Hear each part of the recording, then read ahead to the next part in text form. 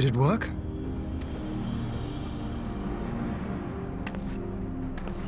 It did. Ether may flow freely to the burn once more.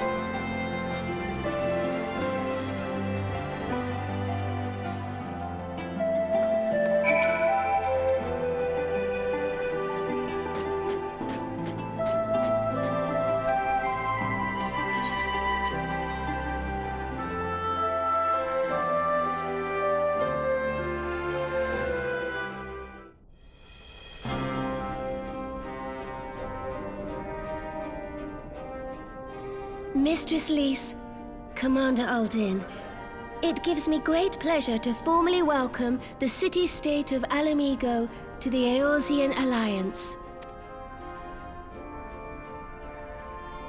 The pleasure is ours, Your Grace. I know I speak for all Alamegans when I say that we are glad of this chance to stand with our comrades of the Alliance. And we, for our part, are glad indeed to be able to welcome friends both old and new. Lord Hien of Doma, at your service. Pray, accept my heartfelt thanks for your generous invitation. Nay, 'tis we who must thank you for journeying so far. And 'twould be remiss of me not to acknowledge the part the Scions of the Seventh Dawn have played in bringing all of us together. In times of great unrest, you and yours have been our constant companions, without whom we would not be here. With apologies to Lord Hien and Mistress Alisaie, it occurs to me that we have not gathered in this way since that fateful day in Uldar. The day I lost my arm and my freedom. As I lay in my cell, never did I dream that I would one day be given the chance to represent my homeland at this council. I would not even be alive had you not plucked me from the jaws of death. You, Yugiri, and Alphino. Would that the lad could be with us.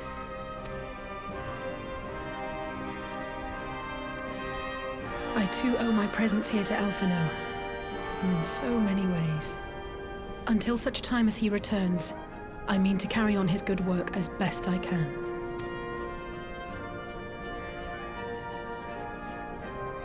Come, friends. Let us leave the past in the past and turn our eyes to the future. My Lord Hien, pray, tell us how things stand in the East.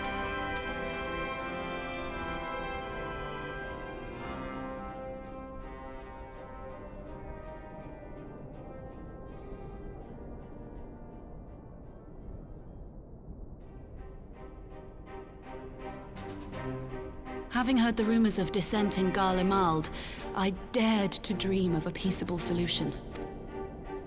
The Empire will not so easily change its ways.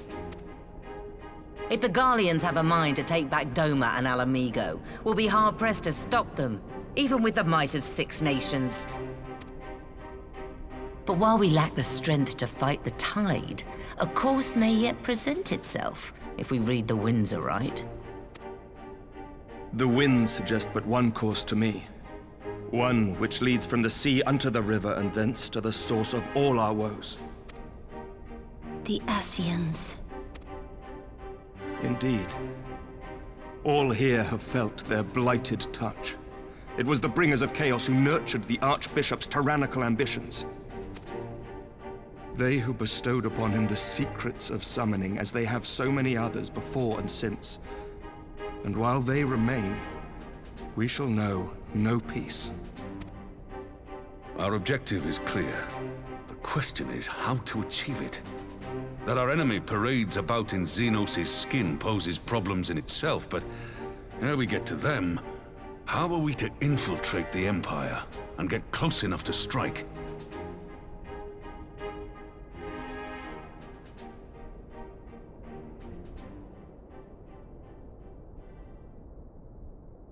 While I see the wisdom in targeting the Ascians, an assassination attempt on Garlean soil would do little to aid our cause, even were it to succeed. It's time we used our enemy's preferred tactic: subterfuge. You have an idea? Speak your mind, Master Thancred. None here know the enemy better than the Scions, and you mayhap best of all. Whatever it is you propose, we will give it fair hearing. On that you have my word. Very well, Admiral. My proposal is thus. We dispatch the shinobi to Imperial territory. There, they sow the rumor that the Crown Prince perished in the battle for Alamigo, and that the man parading around is in fact a corpse inhabited by a servant of darkness.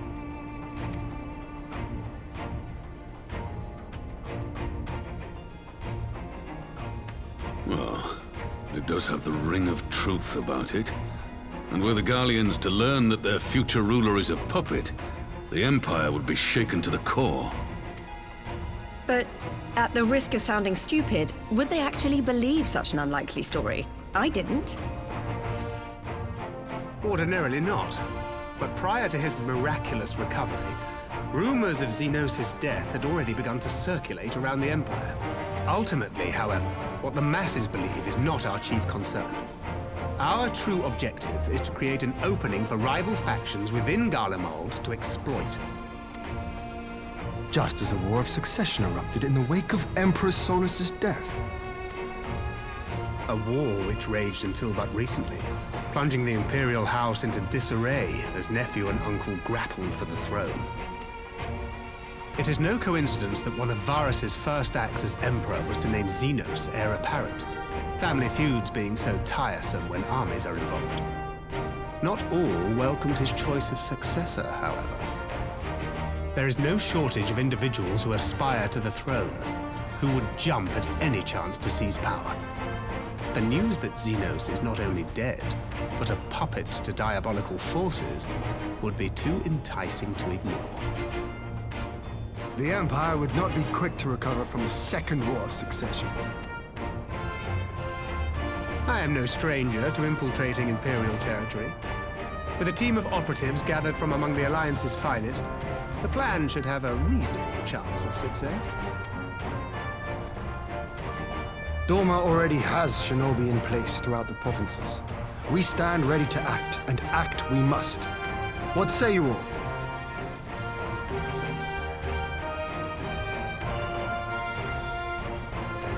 I'm for Master Thancred's proposal. We shine a light upon the Ascian and test the Empire's unity.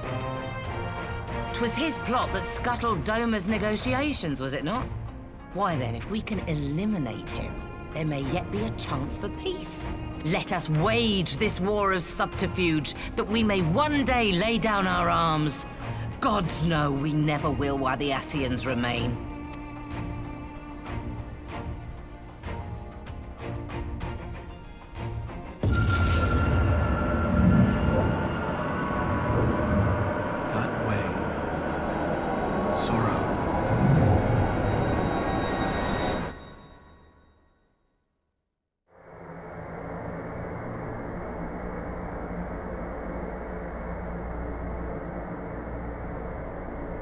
History must be changed.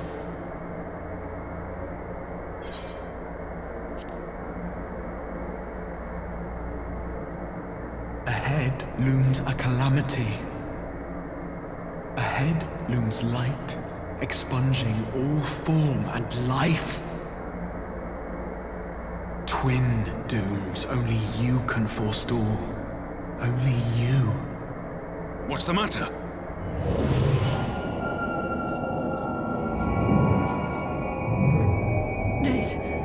There's a voice! Spies in our midst? Nay, I sense no such presence. Let expanse contract. Eon become instant. Throw wide the gates that we may pass.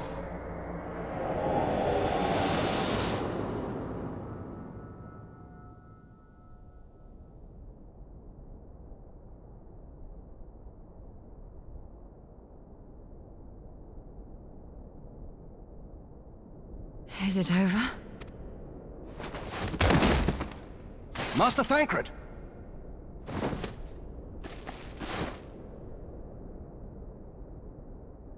12 for Fend.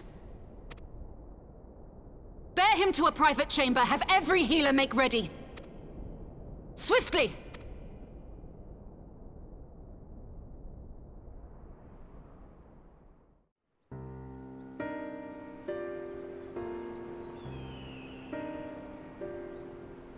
Master Thancred remains in slumber. Though his vital signs appear stable, he's unresponsive. What could have done this? And why just him and not the others? I'm afraid we could not identify the cause, my lady. Our examinations revealed no wounds, nor the presence of any poisonous substances. Gods, that only makes it worse. You're to let us know the moment there's any change, all right?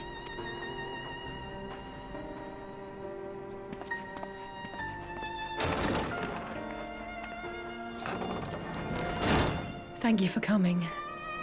Knowing Thancred, he would apologize for being otherwise engaged at so crucial a juncture. In gifting us a course of action, Thancred sowed the seed of all that is to follow. We have but to nurture it as best we can. To him, I would say, rest easy, that he may wake to enjoy the fruits of our labors. Now, the matter of the mysterious voice must not be forgotten. Will you tell me exactly what happened? Alize and I heard a voice in the moments before Thancred collapsed. It was accompanied by a severe headache, as if something were clutching at our minds. Did you experience the same thing?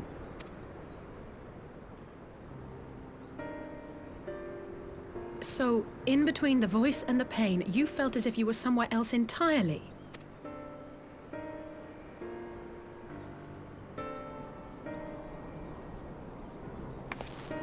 Your testimony confirms my suspicion. That which you experienced was, I believe, your soul being plucked from your flesh.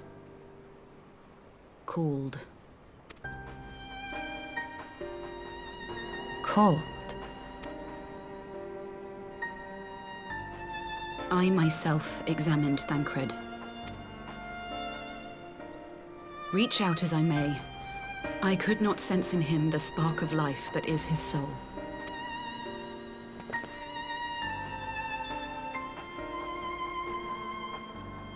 That Thancred alone was stricken so is likely due to his heightened sensitivity to the effects of ether, a consequence of his prior possession by the Ascian Lahabrea.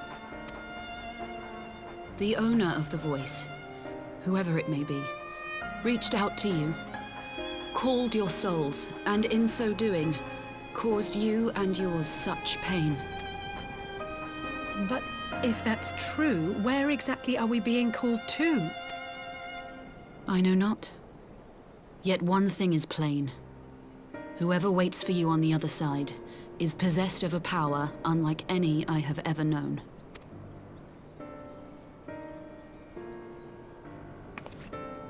Forgive us, Lys, but may we leave Thancred in your care for a time?